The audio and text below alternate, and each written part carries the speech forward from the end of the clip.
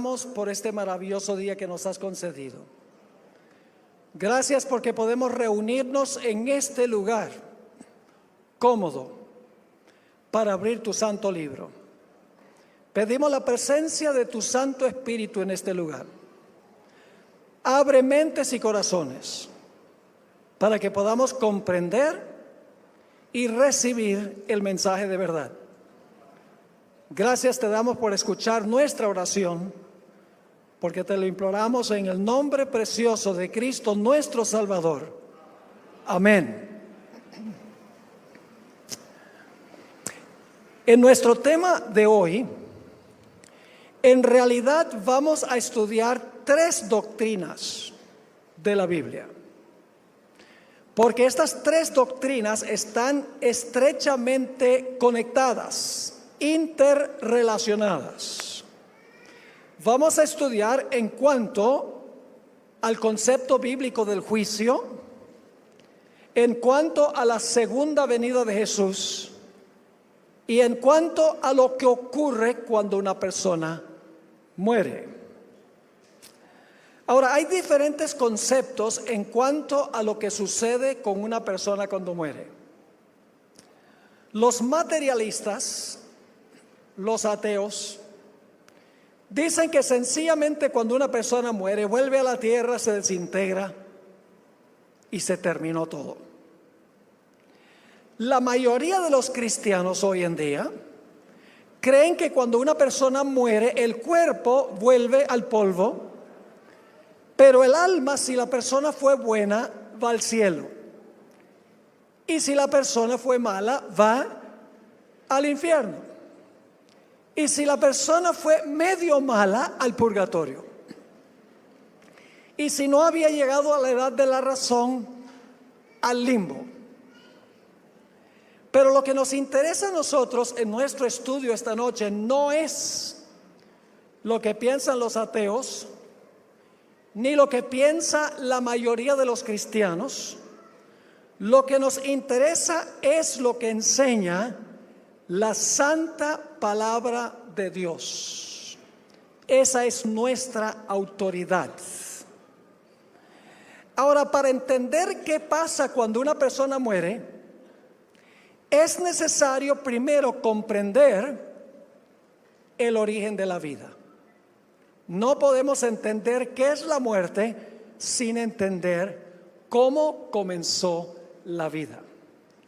Así que les invito a ir conmigo en sus Biblias al libro de Génesis, el capítulo 2, y vamos a leer el versículo 7, a donde se describe el origen de la vida. Dice allí: entonces Jehová Dios formó al hombre del polvo de la tierra. Ahora, como mencionaba anteriormente, uno no puede formar nada de polvo, porque el polvo se desmorona. En realidad fue polvo mojado o barro de alfarero. Isaías 64 y el versículo 8 lo dice. Dice: ahora pues, Jehová, tú eres nuestro Padre, nosotros barro, y tú el que nos formaste. Así que obra de tus manos somos todos nosotros. Así que Dios formó al hombre del polvo de la tierra. Yo pregunto, ¿qué facultad del hombre está formada de polvo? Su cuerpo físico es lo que está compuesto de polvo.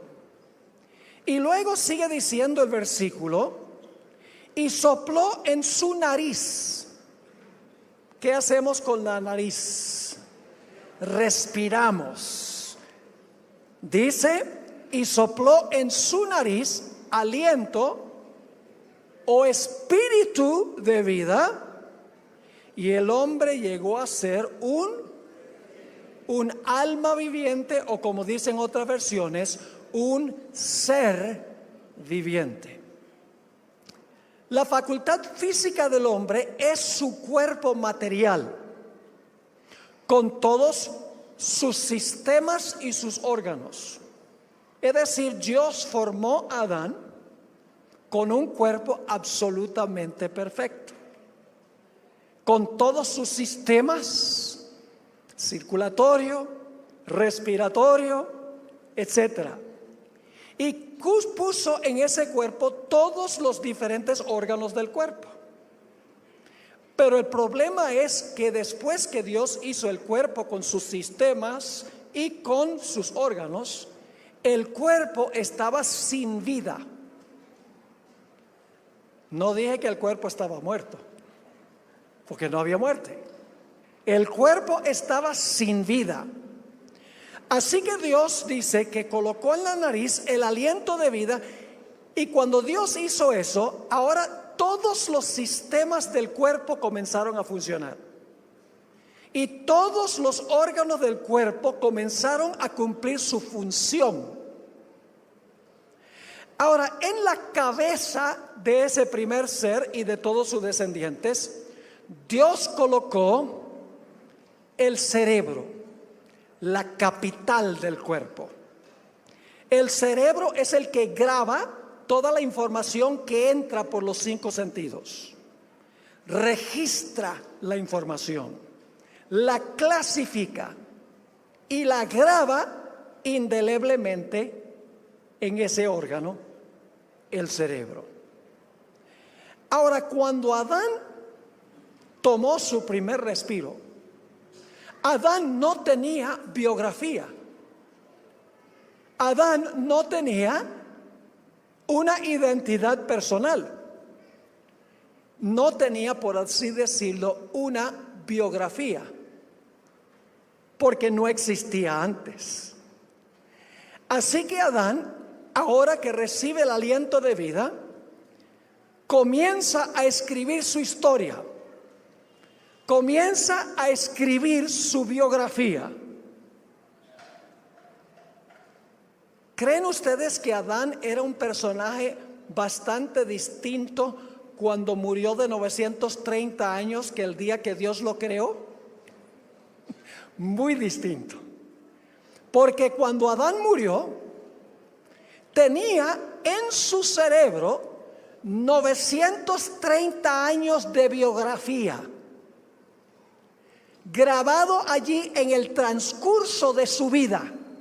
Todo contenido en el cerebro, acciones, pensamientos, emociones, experiencias, todo grabado en el cerebro de Adán. 930 años de biografía.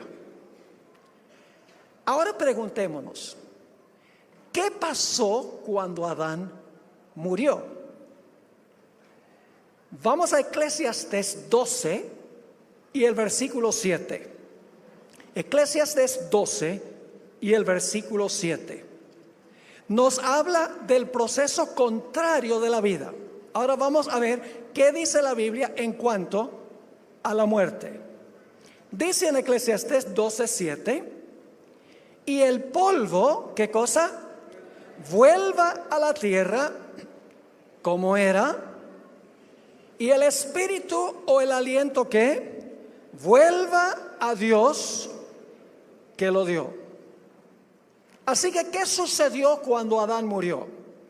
Cuando Adán murió, expiró, dejó de respirar, ya no tenía el espíritu de vida, y todos los órganos dejaron de funcionar, todos los sistemas dejaron de funcionar. Su cerebro cesó de escribir su biografía. Llegó el final de su vida. Lo que se había escrito es lo que existía. Ahora, la pregunta clave es: ¿qué sucedió con el cerebro de Adán? El cerebro es un órgano fisiológico, ¿están de acuerdo? Cuando Adán fue al sepulcro, ¿qué pasó con su cerebro? ¿El cerebro pensaba? ¿El cerebro razonaba? ¿El cerebro procesaba todo lo que entraba por los 5 sentidos? No. El cerebro dejó de funcionar Por lo tanto, Adán ya no podía pensar. Su cuerpo y su cerebro fueron al polvo, es decir, se desintegraron. Vamos a leer algunos versículos de la Biblia que nos dicen lo que pasa con el cerebro de una persona cuando muere. El cerebro es un órgano físico. Vamos al Salmo 146 y vamos a leer los versículos 3 y 4. Salmo 146 y el versículo 3 y el versículo 4. No confiéis en los príncipes, ni en hijo de hombre, porque no hay en él salvación. Pues sale su ¿qué? Su aliento, ¿y qué? Vuelve a la tierra. En ese mismo día, de repente sabe todo. ¿Perecen qué? Sus pensamientos. Porque el cerebro dejó de ¿qué? Dejó de funcionar. Ya no puede pensar. Noten Eclesiastés 9:5. Eclesiastés 9 y el versículo 5. Porque los que viven saben que han de morir. ¿De acuerdo? Nosotros sabemos que vamos a morir, al menos que estemos vivos cuando Cristo venga. Pero dice, los vivos saben que han de morir, y los muertos todos saben. Dice no, pero los muertos ¿qué? Nada saben, ni tienen más paga, porque su memoria es puesta en olvido. ¿Cuánto piensa un muerto? Nada. Porque el cerebro, que es el órgano pensante que procesa lo que entra por los 5 sentidos, regresó al polvo y en el transcurso del tiempo se desintegra con el resto del cuerpo. Leamos un texto más ahí mismo en Eclesiastés 9 y el versículo 10. Dice el sabio Salomón: todo lo que te viniere a la mano para hacer, hazlo según tus fuerzas, porque en el Seol, que significa sepulcro, a donde vas, no hay obra, ni trabajo, ni, cuando dice ciencia es conocimiento, ni sabiduría. Es decir, cuando Adán expiró, su biografía estaba completa. ¿Y a dónde estaba su biografía? En el cerebro. Así que, ¿qué pasó con la biografía de Adán? Se desintegró con su cerebro. Los 930 años que él grabó en su cerebro de su historia, todo se desintegró junto con el cuerpo, porque el cerebro es un órgano físico. Ahora usted dice, pastor, eso es deprimente. Sí es deprimente, pero hay una buena nueva. Y es que a medida que nosotros vivimos, Dios guarda una copia de nuestra vida en el cielo. La Biblia dice que Él guarda los registros en los libros. Recuerden que los escritores bíblicos, cuando ellos escribieron, se escribían los registros en libros. Yo creo que si hoy se levantara un profeta, no diría que se guardan los registros en libros, sino que diría que se guardan los registros en discos duros o en dispositivos. Porque en realidad vamos a ver que lo más probable es que Dios guarda en el cielo un registro electrónico de toda la vida de Adán de comienzo a fin, en forma electrónica. Y ustedes dicen, ¿cómo sabe eso? Seguimos estudiando. La Biblia dice que Dios guarda la biografía completa de una persona en los libros celestiales. Es decir, los 930 años de la vida de Adán se desintegraron en el sepulcro, pero Dios guardó una copia exacta en los registros celestiales. ¿Dónde dice la Biblia eso? Vamos a leer ahora algunos versículos de lo que Dios registra en los libros, plural, libros, ¿qué es lo que está en los libros? Vamos a 2 de Corintios 5 y el versículo 10. 2 de Corintios 5 y el versículo 10. Porque es necesario que todos nosotros comparezcamos ante el tribunal de Cristo. ¿Cuántos tienen que comparecer ante el tribunal de Cristo? Todos. ¿Con qué propósito? Para que cada uno reciba según lo que haya hecho mientras estaba en el cuerpo, es decir, mientras estaba funcionando su organismo físico, sea bueno o sea malo. Ahora, si nosotros tenemos que comparecer ante el tribunal de Cristo y dar cuenta por lo que hicimos, ¿Dios guarda un registro de lo que hicimos? Lógico que sí. Note lo que dice Mateo 12, 36 y 37. No solamente guarda Dios un registro de nuestras acciones, de nuestras obras. En Mateo 12, 36 dice, está hablando Jesús: mas yo os digo que de toda palabra ociosa que hablen los hombres, de ella darán cuenta en el día del juicio. Porque por tus palabras serás justificado y por tus palabras serás condenado. ¿Guarda Dios un registro de nuestras palabras?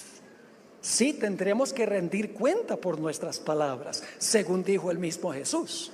Así que Dios debe guardar un registro de las palabras.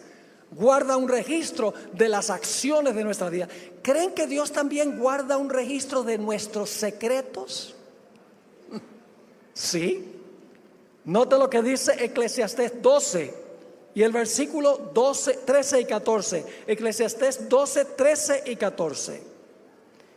Un texto muy bien conocido. El fin de todo el discurso oído es este: teme a Dios y guarda sus mandamientos, porque esto es el todo del hombre. Porque Dios traerá toda toda obra a juicio, y ahora escuchen, juntamente con toda cosa que encubierta, sea buena o sea mala. ¿Guarda Dios un registro de nuestros secretos? ¿Guarda un registro de nuestras palabras? ¿Guarda un registro de nuestras obras o de nuestras acciones? Sí, Dios tiene en el cielo una biografía completa de nuestra vida. Los ángeles ahorita están bien ocupados registrando cada pensamiento, cada acción, cada palabra, cada emoción. Una biografía completa que Dios guarda en el cielo. Noten Daniel 7, 9 y 10. Nuevamente los libros. En los libros está la biografía que Dios guarda en el cielo.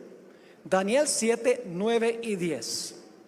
Estuve mirando hasta que fueron puestos tronos, y se sentó un anciano de días. ¿Quién es el anciano de días? Dios el Padre, muy bien. Cuyo vestido era blanco como la nieve y el pelo de su cabeza como lana limpia. Su trono llama de fuego y la rueda del mismo fuego ardiente. Un río de fuego procedía y salía de delante de él. Millares de millares, millones de millones asistían delante de él.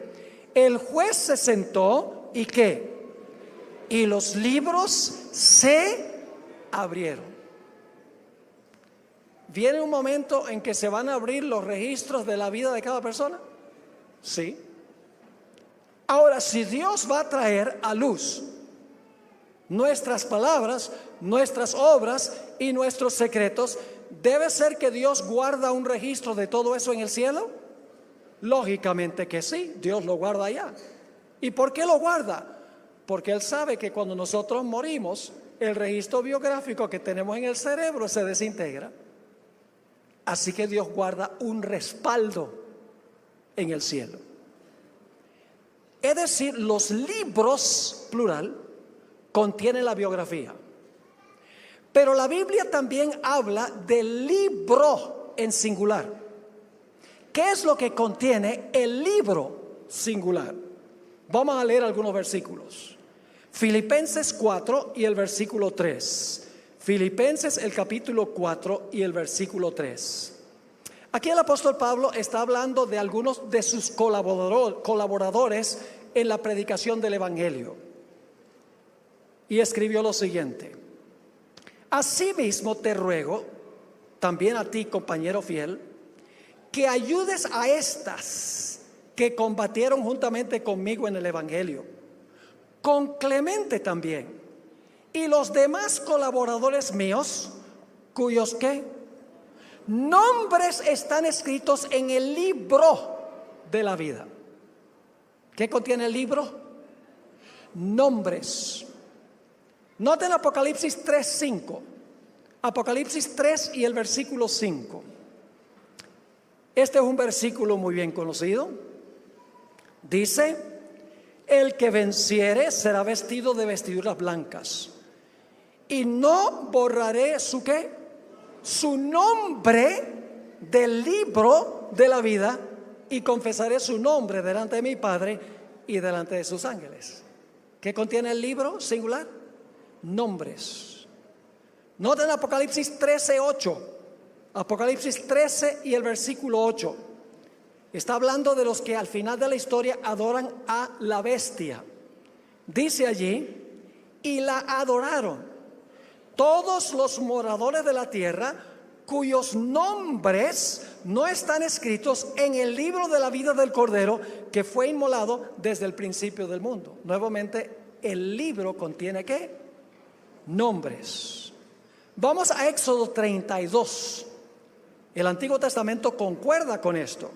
Éxodo 32 y el versículo 31 al 33. Dice allí: entonces volvió Moisés a Jehová y dijo: te ruego pues, este pueblo ha cometido un grave pecado, porque acaban de adorar al becerro de oro, practicaron la idolatría. Y luego Moisés dice: porque se hicieron dioses de oro. Y luego hace una petición: que perdones ahora su pecado, y si no, ráeme ahora de tu libro que has escrito. Quita mi nombre si tú no puedes salvar al pueblo. Nuevamente, ¿qué es lo que contiene el libro? Nombres. ¿Qué contienen los libros? La biografía que la persona desarrolló en vida, que Dios guarda en el cielo, que Dios archiva, podríamos decir, en el cielo. Un texto más sobre el libro. Daniel 12 y el versículo 1. Daniel 12 y el versículo 1. Está hablando de la conclusión de la gran tribulación final. Y dice: en aquel tiempo se levantará Miguel, el gran príncipe que está de parte de los hijos de tu pueblo. Y será tiempo de angustia, cual nunca fue desde que hubo gente hasta entonces. Pero en aquel tiempo será libertado tu pueblo, todos los que se hayan escritos en el libro. ¿Qué contienen los libros? La biografía, toda la vida de la persona. ¿Qué contiene el libro? Los nombres. Después le voy a explicar cómo se relacionan los libros con el libro. Pero ahora consideremos algunos detalles en cuanto al juicio. Punto número 1. Ya leímos esto en 2 Corintios 5:10. ¿Cuántos tendremos que comparecer ante el gran tribunal de Cristo? Vamos a leer ese versículo de nuevo. Porque es necesario que todos nosotros, el apóstol Pablo también, todos nosotros, dice él, eso lo incluye a él. Porque es necesario que todos nosotros comparezcamos ante el tribunal de Cristo, para que cada uno reciba según lo que haya hecho mientras estaba en el cuerpo, sea bueno o sea malo. Ahora, ¿a dónde es que vamos a comparecer ante el gran tribunal de Cristo? ¿En la tierra o en el cielo? ¿A dónde se hace ese juicio? En el cielo. Puede ser que les sorprenda y diga: pastor, nosotros tenemos que comparecer ante el tribunal de Cristo en el cielo. ¿Y cómo es eso si vivimos en la tierra? Ya les voy a explicar, pero vamos a leer el texto bíblico que dice que el juicio transpira en el cielo. Daniel 7, 9 y 10. Daniel 7, 9 y 10. Estuve mirando hasta que fueron puestos tronos. Y se sentó ¿quién? Un anciano de días. ¿Quién es el anciano de días? Dios el Padre. ¿A dónde vive Él? ¿A dónde vive el Padre? ¿Cómo oramos? Padre nuestro que estás en todas partes. No, el Padre nuestro dice, Padre nuestro que estás en el cielo. Así que esto está ocurriendo ¿dónde? En el cielo. Así que dice, estuve mirando hasta que fueron puestos tronos y se sentó un anciano de días cuyo vestido era blanco como la nieve y el pelo de su cabeza como lana limpia, su trono llama de fuego y las ruedas del mismo fuego ardiente. Un río de fuego procedía y salía de delante de él, millares de millares le servían y millones de millones asistían delante de él. ¿Quiénes son esos millones de millones que asisten delante de él? ¿Y a dónde viven ellos? En el cielo. Y entonces dice, el juez se sentó y los libros se abrieron. ¿A dónde es que se van a abrir los libros para juzgar a la gente? En el cielo. Y yo sé que ustedes están pensando, bueno, si los libros se abren en el cielo y nosotros tenemos que comparecer ante el tribunal, ¿cómo podemos hacer eso si estamos en la tierra? Ya lo voy a explicar. Siguiente punto. Ese juicio donde tenemos que comparecer ante el tribunal de Cristo ocurre antes de la segunda venida de Jesús. ¿Me oyeron lo que dije? Nosotros tenemos que comparecer ante el tribunal de Cristo en el cielo antes que Jesús venga. Y ustedes dicen, ¿dónde dice la Biblia tal cosa? Apocalipsis 14, 6 y 7. Se conoce como el mensaje del primer ángel. Apocalipsis 14 y el versículo 6 y 7. Vi volar por el medio del cielo a otro ángel que tenía el evangelio eterno para predicarlo a los moradores de la tierra, a toda nación, tribu, lengua y pueblo. Yo pregunto, mientras se está predicando el evangelio, ¿hay oportunidad de salvarse? En este mensaje del primer ángel, ¿la gente tiene la oportunidad de salvarse? Pues lógico, ¿para qué se va a predicar si no se pueden salvar? Ahora, noten cómo sigue el mensaje. Versículo 7, diciendo a gran voz, temed a Dios y dadle gloria, porque la hora de su juicio llegará.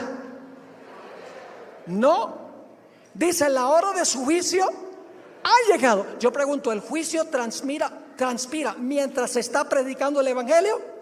Sí.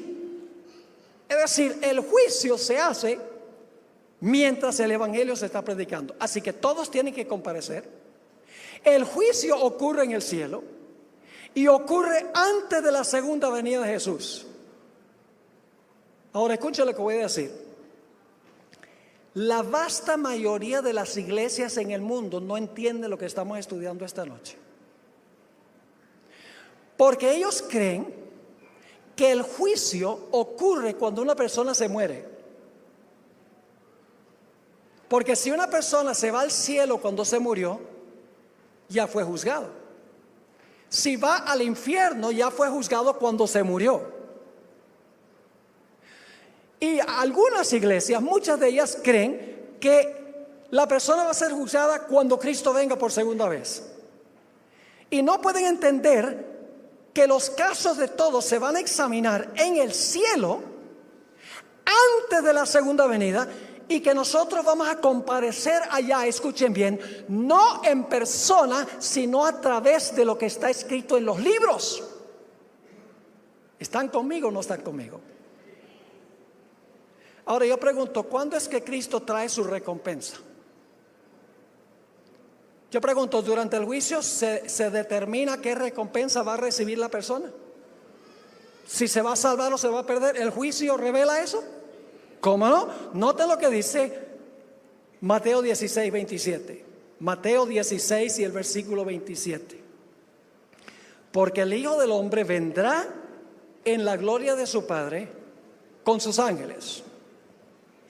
Y entonces pagará a cada uno conforme a sus obras. ¿Cuándo es que la persona recibe la salvación o la perdición? ¿Cuando muere o cuando Cristo venga? Cuando Cristo venga. ¿Y a dónde se determinó si la persona iba a ir al cielo cuando Cristo venga o no iba a ir al cielo? en el juicio que se hizo en el cielo, examinando los registros de las personas que están en la tierra. ¿Está teniendo sentido esto? Vamos a Apocalipsis 22, 12. Apocalipsis 22 y el versículo 12. Yo les dije que vamos a estudiar 3 doctrinas: el juicio, la segunda venida y los muertos. Hay que estudiarlos juntos, porque si entendemos uno mal, vamos a entender los otros mal también. Noten Apocalipsis 22, 12. Dice Jesús: he aquí yo vengo pronto. ¿Y qué trae Jesús? ¿Tiene que haber decidido de antemano cuál es el galardón para poderlo traer? Sí, dice, y mi galardón conmigo, ¿para qué? Para recompensar a cada uno según sea su obra. ¿Y a dónde están escritas las obras? En los libros. Un pasaje más. Primera de Tesalonicenses 4 y el versículo 15 al 17. Esto nos dice claramente cuándo la gente va a ir al cielo. No es cuando se muere. La Biblia es clara en cuanto a eso. Nota lo que dice 1 Tesalonicenses 4 y el versículo 15 al 17. Hablando de la segunda venida: por lo cual os decimos esto en palabra del Señor, que nosotros que vivimos, que habremos quedado hasta la venida del Señor, no precederemos a los que durmieron. Es decir, los vivos no van a ir al cielo antes que los que murieron. Versículo 16: porque el Señor mismo, con voz de mando, con voz de arcángel y con trompeta de Dios, descenderá del cielo. ¿Quién es el Señor mismo aquí? ¿Qué va a descender del cielo con voz de mando y con trompeta de Dios y la voz del arcángel? ¿Quién es? Jesús. ¿Y qué va a pasar cuando venga? Los muertos en Cristo resucitarán primero. Luego nosotros, los que vivimos, los que hayamos quedado, es decir, los que van a estar vivos cuando Cristo venga, seremos ¿qué? Arrebatados juntamente con ellos, es decir, los que murieron y resucitaron, con ellos en las nubes para recibir al Señor en el aire, y así estaremos siempre con el Señor. ¿Cuándo es que Cristo se va a llevar a los fieles vivos y a los fieles que murieron y resucitaron? No cuando mueren, sino cuando Jesús venga. Así que la gente dice, en un funeral dice: doña Julia está disfrutando allá en la presencia del Señor. Miren, si los familiares que murieron van al cielo cuando se mueren, lo que debemos hacer no tener un funeral, sino tener una fiesta.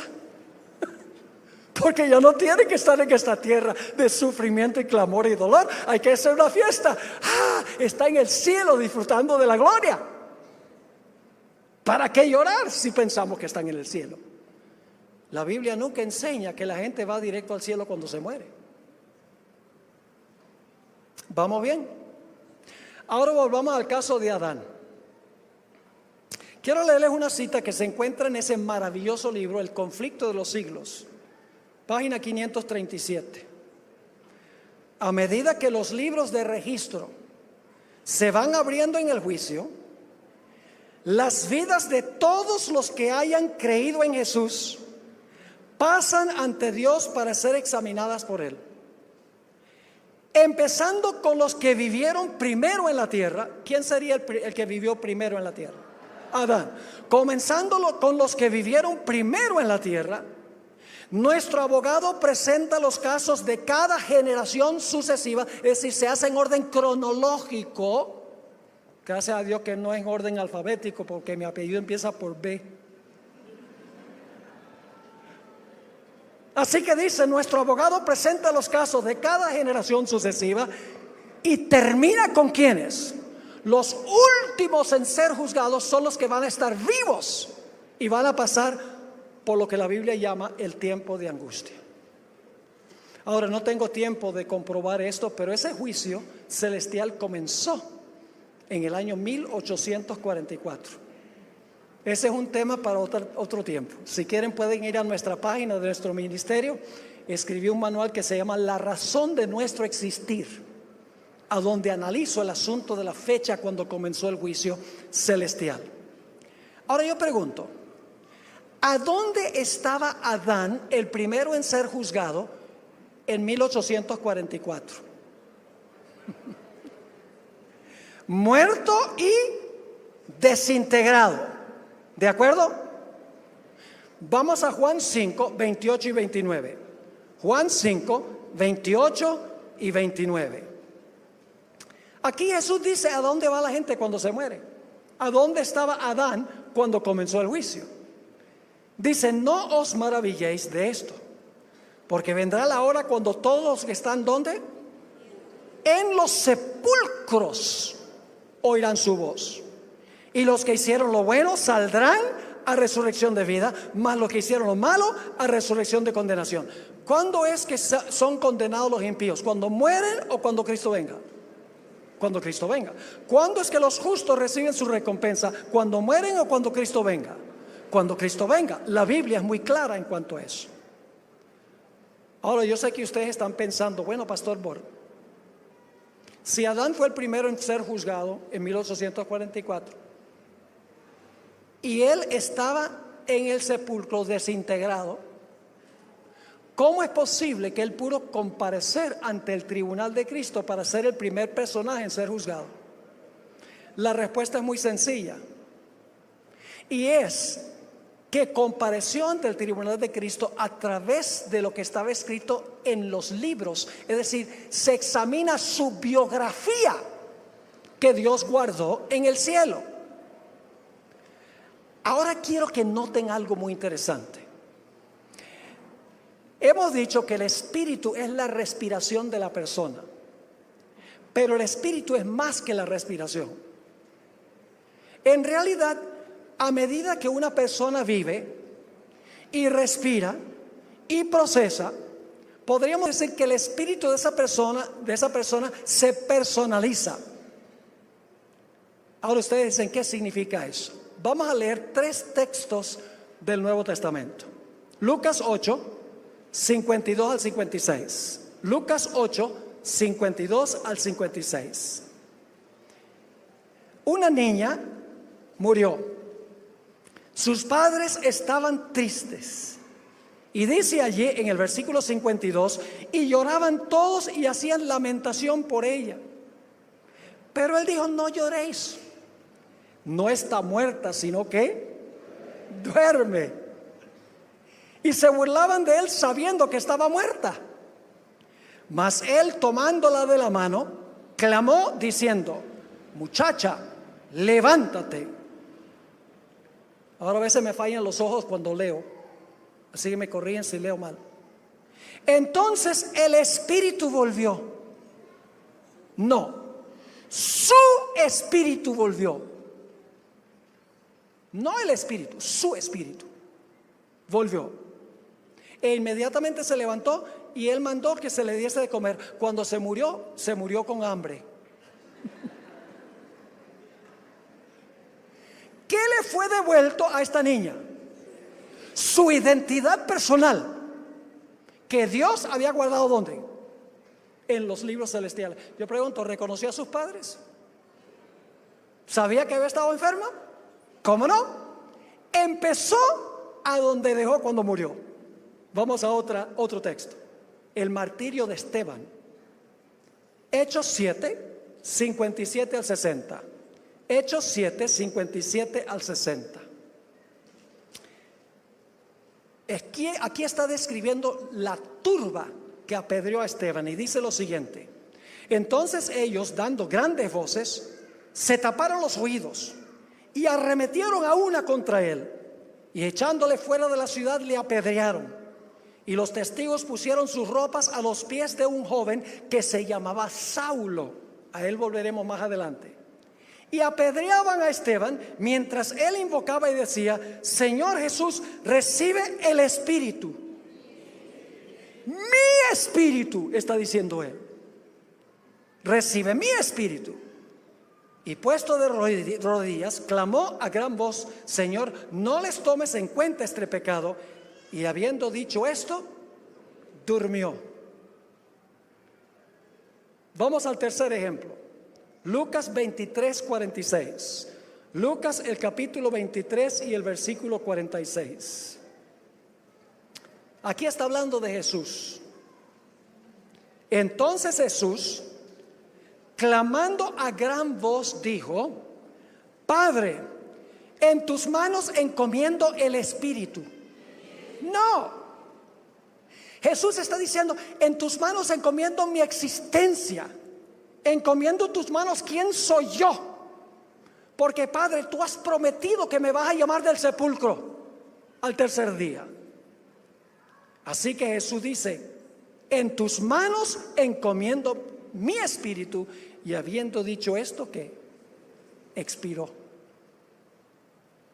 Quiero leerles una cita de una escritora que explica todo este asunto.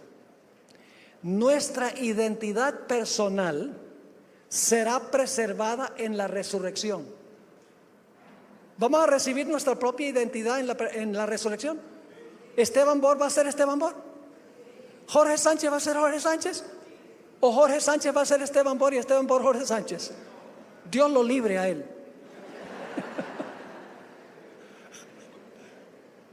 Nuestra identidad personal será preservada en la resurrección, aunque no sean las mismas partículas de materia ni la misma sustancia material que fue a la tumba.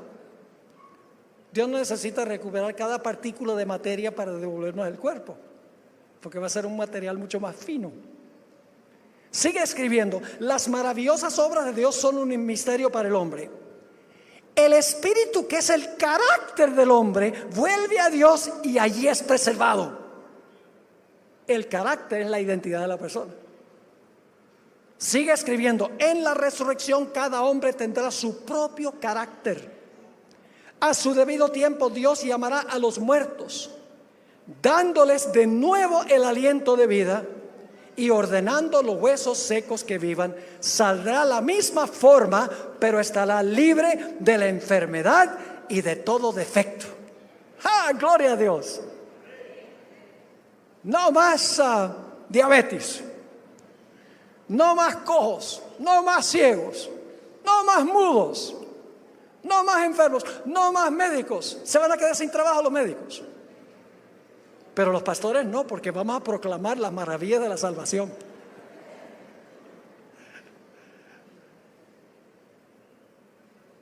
¡Qué glorioso! Seremos lo que somos. ¿Qué le va a devolver Dios a Adán? Le va a devolver la identidad personal que él desarrolló durante los 930 años de su vida, que se desintegró en su cerebro, pero que Dios guardó en los libros celestiales, a través de los cuales Dios juzga a Adán cuando surge su nombre en el juicio. Ahora permítame mencionar a otro grupo de personas. Los justos van a resucitar justos. ¿Cómo van a resucitar los impíos? Quiero leerles otra cita del libro Conflicto de los Siglos. Este es un libro que debe leer cada persona, no solo los adventistas, sino los no adventistas. Es un libro sobre lo que está pasando en el mundo hoy y lo que pronto va a ocurrir. Es como si uno estuviera leyendo los periódicos de hoy, pero fue escrito hace más de 120 años, el libro. Dice lo siguiente, hablando de los que van a estar fuera de la santa ciudad después de los 1000 años. Allí hay reyes y generales que conquistaron naciones, hombres valientes que nunca perdieron una batalla, guerreros soberbios y ambiciosos cuya venida hacía temblar reinos. La muerte no los cambió. Al salir de la tumba, escuchen esto, reasumen el curso de sus pensamientos en el punto mismo en que lo dejaran. Es decir, que si un impío en una guerra tenía una lanza en la mano y le dice a las tropas ¡Ade! Y le atraviesa una flecha, cuando resucite dice ¡Lante! Porque empieza a donde dejó. ¿Me están entendiendo lo que estoy diciendo? Ahora déjenme darles un ejemplo práctico para que puedan entender mejor.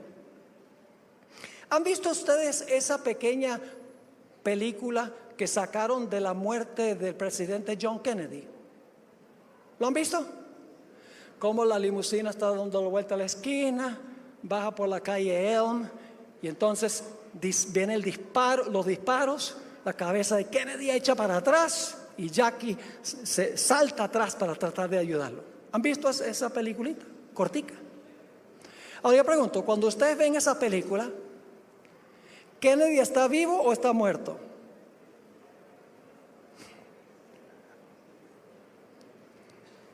En la película está vivo, pero están viendo la película después de muerto. Escuchen esto. Hay cierto sentido en que los muertos, cuando se evalúan sus casos en el juicio, comparecen ante el tribunal vivos.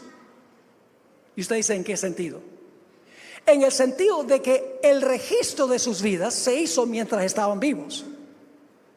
Cuando se ve la película en el cielo, en el juicio, aparece la vida de la persona. Eso se grabó mientras la persona estaba viva, pero se está evaluando después que la persona, ¿qué? Después que la persona murió. Ahora, algunos de ustedes están pensando,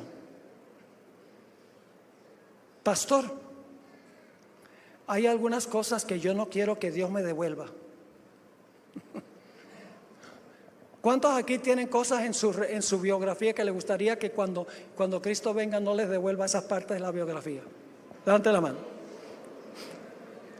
Los que no levantaron la mano ya tienen el primer registro ahí. Porque están mintiendo. Todos tenemos un registro lóbrego del pecado. Entonces, ¿cómo podemos pasar el juicio? ¿Qué va a pasar con todos esos registros que están allí? Les voy a dar una ilustración para que recuerden todo lo que hemos estudiado esta noche. Quiero comparar todo lo que hemos estudiado con una computadora. La computadora equivale al cuerpo. Yo pregunto, ¿la computadora es un objeto material? Sí. ¿El computador tiene un cerebro? Le decimos procesador, ¿verdad? ¿Tiene un cerebro que graba y procesa todo como el cerebro humano? Sí. ¿Cómo no? ¿Qué hay que hacer para que funcione la computadora? Hay que darle el aliento de vida. ¿Se llama qué? Enchufarlo. Enchufar la computadora.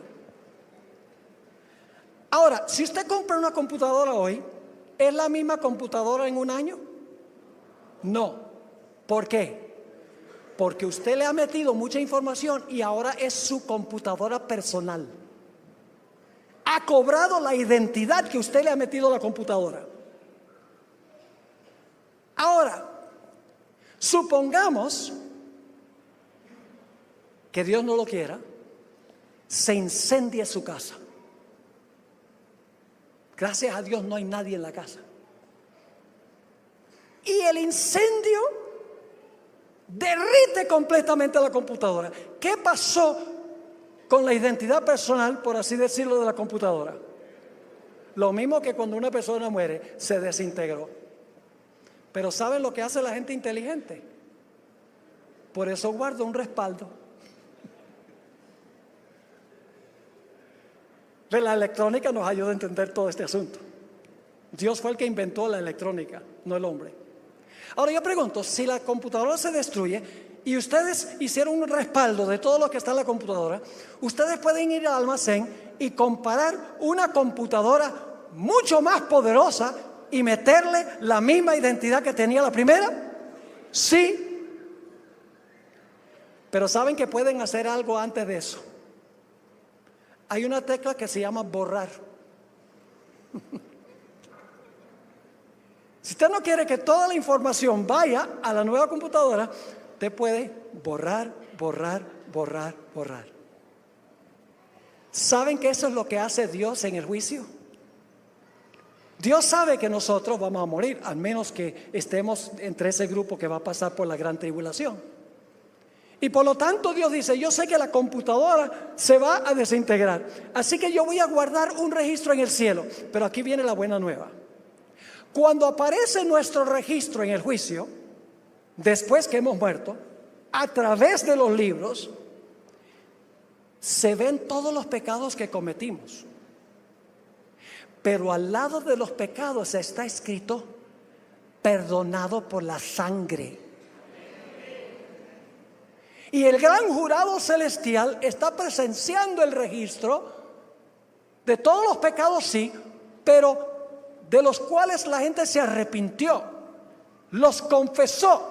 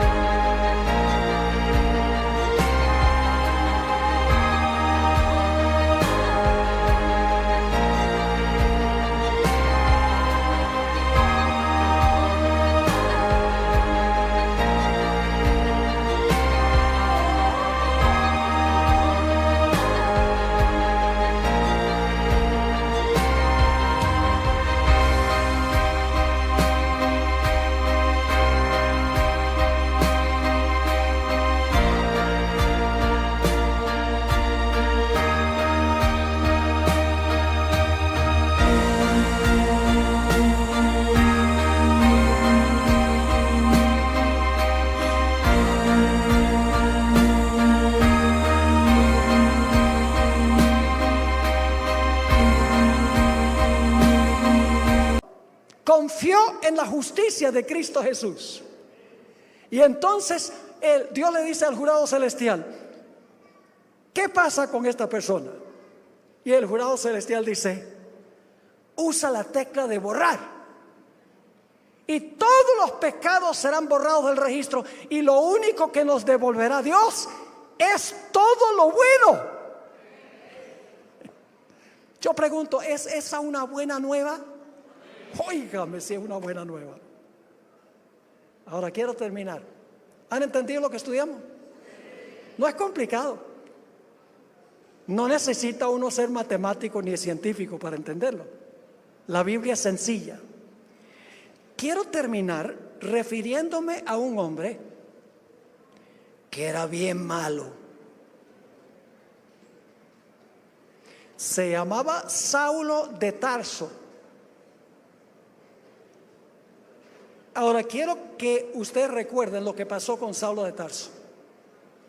Él estaba presente en el martirio de Esteban, pero ese era solamente un puntico malo de todo lo que había hecho.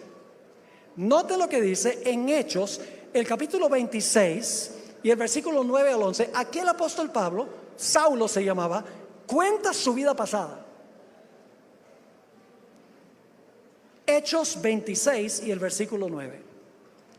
Yo ciertamente había pensado deber hacer muchas cosas contra el nombre de Jesús de Nazaret. Atacó el nombre de Jesús, lo cual también hice en Jerusalén. Y yo encerré en cárceles a muchos de los santos, recibida potestad de los príncipes, de los sacerdotes, y cuando eran matados yo daba mi voto. Y muchas veces castigándolos por todas las sinagogas, los forcé inclusive a blasfemar. Y enfurecido sobremanera contra ellos, los perseguí hasta las ciudades extranjeras. ¿Qué clase de vida llevó el apóstol Pablo o Saulo de Tarso? Era bien malo. Pero luego en el camino a Damasco conoció a Jesús. Lo confrontó Jesús. Y Jesús le dijo, ve a la casa de Ananías, porque hay algo muy importante que tiene que pasar allí. Así que fue a la casa de Ananías, y Ananías le dijo algo muy importante. En Hechos 22:16. Hechos 22:16. ¿Qué le dijo Ananías? A Saulo, por todos los pecados y la maldad que había en su vida. ¿Qué le dijo? ¿Cómo podía limpiar eso? Ahora pues, ¿por qué te detienes? Le dice Ananías a Saulo. ¿Por qué estás titubeando? ¿Por qué te detienes?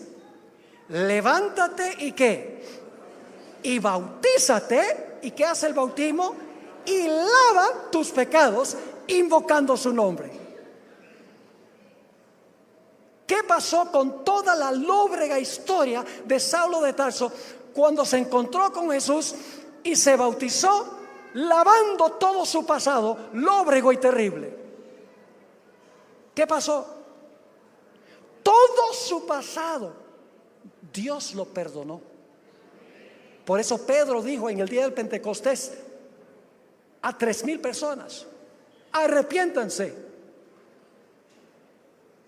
y bautícense para recibir perdón de los pecados y recibiréis el don del Espíritu Santo.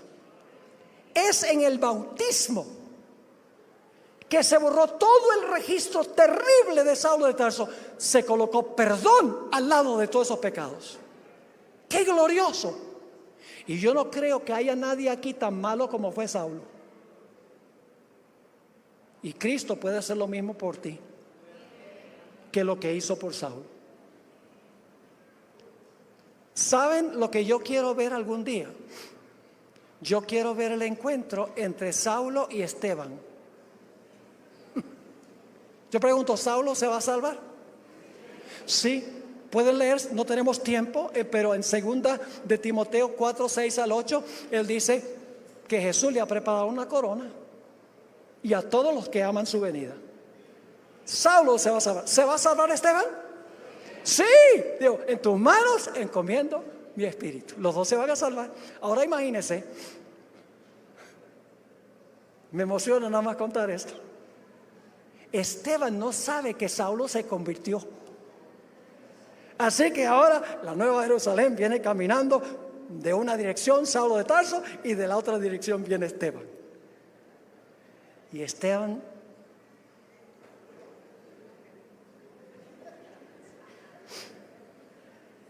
¿Saulo?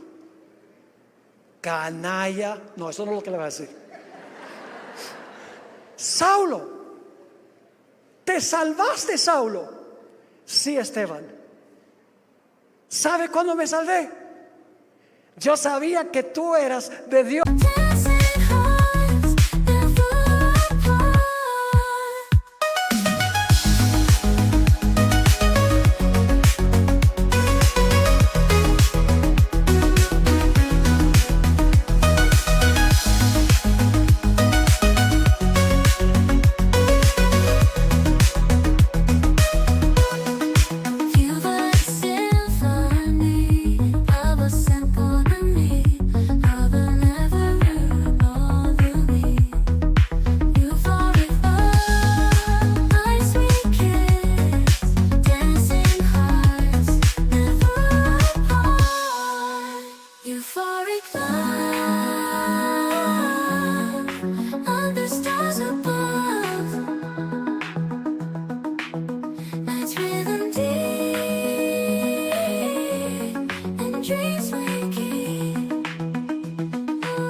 Cuando te estaban apedreando, pero estaba pataleando.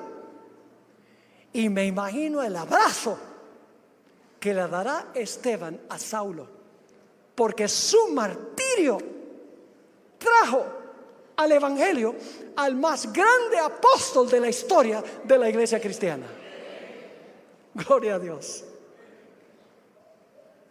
Ese encuentro será maravilloso cuando se encuentren todos los redimidos. Ahora, para terminar en nuestro estudio de esta noche, a la luz de lo que nosotros hemos estudiado, yo quiero hacer un llamado como he hecho en otras noches. Hemos dicho que la muerte no significa nada para la gente que está en Cristo.